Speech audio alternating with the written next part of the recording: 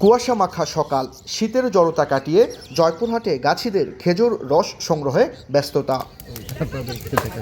গাছ থেকে সংগ্রহ করা টাটকা রস সরাসরি নেওয়া হচ্ছে গুড় তৈরি চুলায়, তারপর জাল দেওয়া হয় কয়েক ঘন্টা।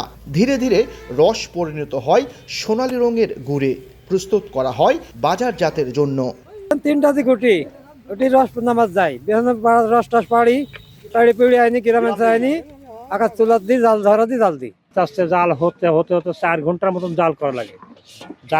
জাল করার পর সেই গুড়টা নামাই বাড়ি জমায় এইভাবে আস্তে আস্তে ইয়া করি, তারপরে এই গুড়টা ঢালি।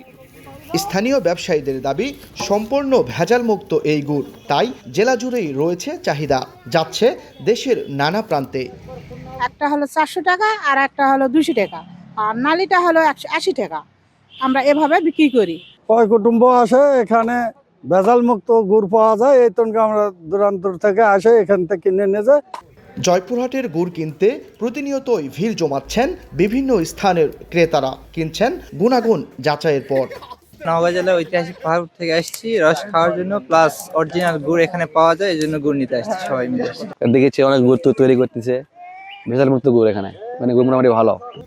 খেজুরের গুড় শুধু ঐতিহ্য নয়, গ্রামীণ অর্থনীতিরও একটি গুরুত্বপূর্ণ অংশ। মৌসুমে গুড় বিক্রি করে অনেক গাছের পরিবারে বাড়তি আয়ের সুযোগ তৈরি হচ্ছে বলে জানালেন কৃষি কর্মকর্তা।